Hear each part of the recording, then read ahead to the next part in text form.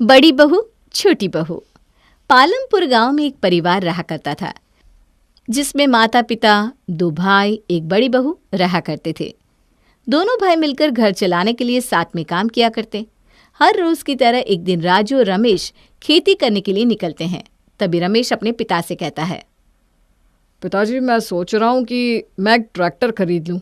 इससे हमारी बहुत मदद हो सकती है, क्योंकि आजकल के ज़माने में अब हल से भी ज़्यादा ट्रैक्टर से काम होता है। इससे खेती भी तेज़ी से होगी और मुनाफा भी ज़्यादा होगा।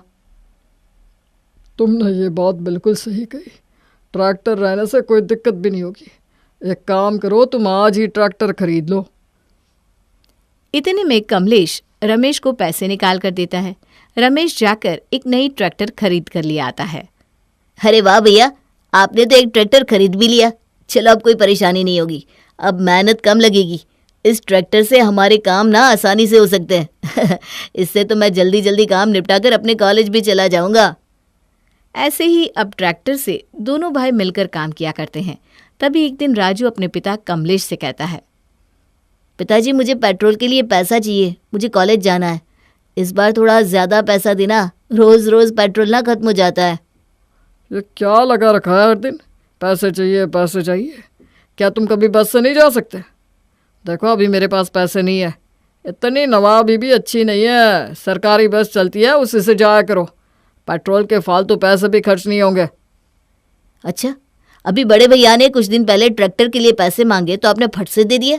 आज मैंने कुछ पैसे मांगे तो अब मना कर रहा है, आपके पास पैसे नहीं है। रहने दीजिए पिताजी, मैं बस से ही चला जाऊंगा। मैं छोटा हूँ इसलिए मेरे साथ भेदभाव होता है ना। राजू के साथ इस तरह का व्यवहार होते ही जा रहा था। ऐसे ही एक दिन राजू खेती से काम करके घर आता है तो गुस्से में कहता है, घर का सारा काम मैं करूं और पैसे ले बड़े भैया। अब ये सब मुझसे सहन नहीं होने वाला। जब भी कुछ काम हो तब पिताजी मुझे कहते हैं, जब पैसे मांगो तो सारे पैसे बस बड़े भाई के लिए है। मैं तो जैसे उनका बेटा ही नहीं हूं। अब ये मैं नहीं होने दूंगा। मैं बार बार देख रहा हूं कि पिताजी मुझे कुछ नहीं देते। अब मैं अपना हक लेकर रहूंगा। माँ, ओ माँ, इधर आओ, मुझे तुमसे कुछ बात करनी है। ओहो, ये राजू भी ना, अब क्या हो गया? क्या बात हो गई जो इतना चिल्ला रहे हो? एक मिनट भी चैन की सांस मत लेने दिया करो तुम बाप बेटे। क्या हुआ? क्यों ऐसे चिल्ला रहे हो? ये क्या है माँ? पिताजी सिर्फ बड़े भैया को ही सब कुछ देते हैं। क्या मैं उनका बेटा नहीं हूँ? जब भी पिताजी से कुछ मांगता हूँ तो वो मना कर देते हैं, और वहीं बड़े भैया कुछ भी कह दे, पिताजी तुरंत उन्हें ला कर देते। मेरे साथ ही ऐसा भेदभाव क्यों माँ? अरे बेटा, ऐसा कुछ नहीं है। मुझे मेरे दोनों बेटों से एक जैसा प्यार है। राजू, तू शांत हो जा पहले। मैं इस बारे में तेरे पिताजी से बात करूंगी। ये सारी बातें कमलेश और रमेश सुन लेते हैं। तभी अचानक कमलेश कहता है, ये क्या बोल रहे हो? तुम्हें ये सब किसने कहा? मेरी नज़र में तुम दोनों एक समान हो। मैं अपने दोनों बेटों में कोई भेदभाव नहीं करता हूँ। बस जहाँ मुझे लगा कि तुम फालतू खर्च कर रहे हो तो वहाँ तुम्हें रोक देता हूँ। ही क्या बेकार की बात सोच रहे हो? तुम्हें मुझसे जलन हो रही है तो कह दो ना, इतना सुना क्यों रहे हो? छोटे हो तो छोटे के जैसे रहो, समझे? चुप हो जाओ। जो तुम सबके सामने दिखावा कर रहे हो ना, मुझे सब पता है। तुम्हें क्या है, तुम्हें तो पैसे मिल ही जाते हैं, इसलिए तुम्हें कोई फर्क नहीं पड़ता। फर्क तो मुझे पड़ता है ना, जिसे छोटे से छोटे काम के लिए आप दोनों के सामने हाथ फैलाना पड़ता है। तुम सब इस तरह क्यों लड़े जा रहे हो? छोटी छोटी बात के लिए इतना हंगामा क्यों कर रहे हो? कोई तो समझो। झगड़े को आराम से बैठकर भी सुलझाया जा सकता है। बस करो माँ, बस करो। अब मुझे और लड़ाई नहीं करनी। मुझे अभी के अभी बंटवारा चाहिए। मुझे भी कोई शौक नहीं है बिना बात के लड़ाई करने का। मुझे बस मेरा हिस्सा दे दो ताकि मैं यहाँ से जा सकूं। तभी रमा इन सबके चिल्लाने की आवाज़ सुनकर किचन से बाहर आती है और अपने देवर को समझाते हुए कहती है, नहीं नहीं देवर जी, आप ऐसा नहीं कर सकते। ऐसा नहीं हो सकता। ये घर का बंटवारा कैसे कर सकते? आप ये सोचो कि लोग कितना मजाक बनाएंगे। अपने परिवार की हालत क्या होगी, सोचो तो। चुप रहो भाभी, आप नहीं समझ सकती मुझ पर क्या बीत रही है। जब जब मेरे साथ इस तरह का व्यवहार होता है तब तब मुझे कितना बुरा लगा है, आपको ये मालूम भी है। और अब मैं ये सब नहीं झेलना चाहता। इससे अच्छा है कि हमारा बंटवारा ही हो जाए। बस करो, बहुत हो गया। इस घर का बंटवारा चाहिए ना, कर देती हूँ बंटवारा। लड़ाई झगड़ा होने से अच्छा है कि इस घर का बंटवारा हो जाए। वैसे भी बंटवारा आज हो या 10 साल बाद होना तो है ही, तो आज ही कर लेते हैं ताकि दोनों भाइयों में प्यार तो बना रहे। नहीं माँ जी, ऐसा मत कीजिए। बंटवारा पैसों का होगा लेकिन रिश्ते बिखर जाएंगे। आप एक बार तो सोच लीजिए। हट जा मेरे रास्ते से, अब मुझे कोई नहीं रोकेगा। और तू होती कौन है मेरे घर के मामले में बोलने वाली? बहू है, बहू बंद कर रहा है, अपना ज्ञान मत दे हमें। नहीं माँ जी, आप ऐसा नहीं कर सकती हैं। मैं ये बंटवारा होते नहीं देख सकती। दो भाइयों में पैसों को लेकर झगड़ा तो हर घर में होता है, लेकिन बंटवारा इसका समाधान नहीं है। इस बंटवारे में मैं अपने बेटे राजू के साथ रहूंगी और तुम रमेश अपने पिता और अपनी बीवी के साथ रहो। आज के बाद हमें तुमसे कोई मतलब नहीं है। अगर तुमने यही फैसला कर लिया है तो यही सही है। मैं अपने बड़े बेटे और बहू के साथ यहीं रहूँगा। अब ये बंटवारा हो ही जाए तो सही है, कम से कम अब शांति तो होगी मेरे जीवन में। सुनैना किसी की बात नहीं सुनती और घर का बंटवारा हो जाता है, जिससे छोटे बेटे और माँ उसके साथ और बड़े बेटे बहू पिता तीनों एक साथ हो जाते हैं। दोनों में बातचीत तक बंद हो जाती है। माँ जी, आपने ये सब ठीक नहीं किया। हमें कुछ नहीं सुनना। आप खुश हो ना हम सबको अलग करवा कर? अरे, इसमें मेरी क्या गलती थी? ये बंटवारा तो आपने करवाया है, इसका इल्जाम आप मेरे ऊपर क्यों डाल रही हो? तू चाहती तो उस वक्त अपने पति को समझा सकती थी, लेकिन तूने कुछ नहीं बोला। इस सब की जड़ तो तू ही है। माँ जी, कुछ भी मत बोलो। खुद आपने और राजू ने मिलकर ये बंटवारा किया है अपनी मर्जी से, तो मुझे क्यों बीच में लेकर आ रहे हो?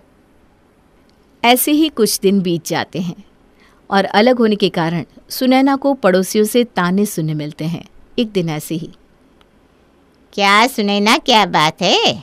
अब तो अच्छे से होगी ना, क्योंकि अब तो तुम्हारे पास ना तुम्हारे पति है ना तुम्हारी बहू।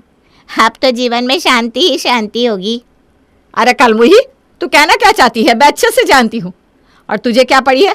तू जाकर अपना घर देख, समझी? मैं कैसी हूँ ये जानकर तू क्या करेगी? हाँ हाँ, ऐसे भी मुझे क्या, तुम चाहे जैसे भी रहो। ठीक है, मैं चलती हूँ। अपना ध्यान रखना। बड़े बेटे को तो घर से निकाल दिया, देखना कहीं छोटा तुम्हें घर से ना निकाल दे। ये डायन अपने आप को समझती क्या है? मैं घर नहीं संभाल पाऊंगी, मैं बहू नहीं ला पाऊंगी। अब मैं इसे बताती हूँ, इन सभी का मुंह तो बंद करवाना ही होगा। अब मैं लेकर आऊंगी बिल्कुल परी जैसी बहू। कुछ ही दिन बाद सुनैना अपने छोटे बेटे के लिए रिश्ता तय कर देती है और अगले ही दिन उसकी शादी कर देती है। जब ये बात बड़ी बहू रमा को पता चलती है तो वो खुशी से नाचने लगती है। अरे वाह, अब तो मैं जिठानी बनने वाली हूँ। मैं भी अपना हुक्म चलाऊंगी देवरानी पे। काश आज हम सब साथ में होते तो मैं भी अपनी छोटी देवरानी के आने की खुशियाँ मना सकती। मैं भी नाचती गाती, पूरा मोहल्ला सर पे उठा लेती। पर ऐसा नहीं है। चलो कोई नहीं, एक बार देवर जी को शादी करके आने दो, फिर मैं भी अपनी देवरानी को देख पाऊंगी। लेकिन कैसे? मेरी सास तो मुझे उस पार आने ही नहीं देंगी। और कुछ ही दिनों में राजू शादी करके बहू ले आता है। देवरानी के आने के बाद रमा बहुत ही खुश होती है। वहीं सुनैना भी खुशी से सारे गांव वाले को ताने मारती है। देखो तो जरा हमारी बहू कितनी सुंदर और सुशील है। आओ आओ देखो भाई, इतनी सुंदर बहू है क्या पूरे गांव में किसी की? ज्यादा घूर कर मत देखना, नजर लग जाएगी मेरी बहू को। रमा भी छत के ऊपर खड़ी होकर अपनी देवरानी को देख रही थी, पर बड़ी बहू रमा अपनी देवरानी को नहीं देख पाती। अगले दिन फिर बड़ी बहू अपनी खिड़की से झांक रही थी, तभी अचानक उसकी सास उसे देख लेती है। अरे ये क्या, बड़ी आई खिड़की से देखने वाली करमजली कहीं की। आइंदा मेरे घर की और झांकने की कोशिश की ना तो तुम्हारी आंखें नोच लूंगी। अपनी गंदी नजर दूर रख मेरे घर से। अगर आज के बाद तुझे ताक झांक करते हुए मैंने देखा ना तो तेरी आंखें नोच लूंगी। माँ जी, मुझे भी मेरी नई देवरानी से मिलवा दो ना। मैं भी देखना चाहती हूँ, आखिर मैं भी तो बहू हूँ आपकी। माँ जी सुनो ना, मैं उसकी जिठानी हूँ। तुम्हें एक बार में बात समझ में नहीं आती क्या? कलमुही, निकल जाए यहाँ से, वरना मैं तुम्हारे हाथ तोड़कर हाथ में दे दूंगी। चल निकल अब यहाँ से। आइंदा इधर उधर कहीं दिखी ना तो मैं बताऊंगी। आई बड़ी जिठानी बनने वाली। रमा हर दिन कोशिश करती रही पर उसे कोई मौका नहीं मिला। एक दिन अचानक उसकी सास कहीं चली जाती है और तब रमा छत से छोटी बहू के कमरे में घुस जाती है। अरे देवरानी जी, ये देखो मैं तुम्हारी जिठानी हूँ। तुम्हें देखने के लिए मैंने कितने पापड़ बेले हैं। कहाँ हो देवरानी जी, अब तो मुंह दिखाई कर दो। आप मेरी जिठानी हो, मुझे आपसे मिलकर बहुत खुशी हुई, पर सासू माँ ने तो आप सभी से बात करने के लिए मना किया है। ऐसा क्यों? मतलब वो इतना गुस्सा क्यों है आप लोगों से? मना कर दिया तो क्या हुआ, हम दोनों छुप छुप के बातें करेंगे, मिला करेंगे। आखिर तुम मेरी देवरानी हो, इतनी बात तो मानोगी ना मेरी। हाँ, लेकिन ऐसा हुआ क्या? माँ जी इतना गुस्से में क्यों है? मैं तुम्हें सब कुछ शुरू से बताती हूँ कि बात क्या है। रमा धीरे धीरे सब कुछ छोटी बहू सोनिया को बताती है। फिर आखिर बड़ी बहू और छोटी बहू मिलकर एक प्लान बनाती है जिससे कि दोनों फैमिली एक हो सके। अब हमें कुछ ऐसा करना होगा जिससे कि उन सबको समझ में आ जाए कि ऐसे अलग हो जाने से खून के रिश्ते खत्म नहीं होते। दीदी, क्यों ना हम दोनों मिलकर दोनों भाइयों को सबक सिखाएं? हाँ देवरानी, तुम बिल्कुल सही कह रही हो। अब हमें ऐसा ही कुछ करना होगा ताकि ये परिवार पहले की तरह हंसता खेलता हो जाए। इसी तरह कुछ दिन दोनों एक दूसरे से छुप छुप कर मिलती और तरकीब निकालती। एक दिन छोटी बहू चुपके से बड़ी बहू को कॉल करती है। दीदी, मैंने एक आइडिया सोचा है। क्यों ना हम दोनों घर में कह दें कि राजू का एक्सीडेंट हो गया है, और आप उधर कह देना कि बड़े भैया का एक्सीडेंट हो गया है। इसी में दोनों एक दूसरे से मिलने के लिए बेचैन हो जाएंगे और एक दूसरे का हाल पूछने के लिए कम से कम बात तो करेंगे। हाँ ठीक है, मैं ऐसा ही करती हूँ। मैं अभी जाकर उन्हें कहती हूँ। ठीक है दीदी, मैं भी इनको कहती हूँ। देखना सब कुछ सही हो जाएगा, मुझे भरोसा है। और दोनों मिलकर कुछ ऐसा ही करती हैं और दोनों की तरकीब रंग लाती है। सुनिए जी, सुनिए ना, मैंने अभी भी सुना माँ के मुंह से कि देवर जी का एक्सीडेंट हो गया है। वो अभी हॉस्पिटल में भर्ती है। आप जाकर देखिए ना, सब कुछ ठीक तो है। क्या पता किस हाल में है देवर जी, आपको ना जाना चाहिए फौरन। उधर छोटी बहू सोनिया भी राजू से कहती है। सुनिए जी, मैंने अभी सुना है कि बड़े भैया का एक्सीडेंट हो गया है। वो अभी हॉस्पिटल में भर्ती है, आपको देखने जाना चाहिए। ये सब सुनकर दोनों एक दूसरे से मिलने के लिए परेशान हो जाते हैं। इसी तरह दोनों बाइक निकालकर अस्पताल की ओर जाते हैं। तभी अचानक रास्ते में दोनों एक दूसरे से टकरा जाते हैं। अरे ये क्या, तुम यहाँ? मैंने सुना तुम्हारा एक्सीडेंट हो गया, इसलिए भाग भाग कर तुम्हें देखने आ रहा था। हाँ भैया, आप भी यहाँ? मैंने भी यही सुना कि आपका एक्सीडेंट हो गया है। मैं कितना घबरा गया था।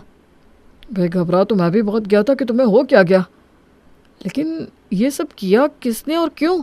आखिर हमसे झूठ क्यों बोला?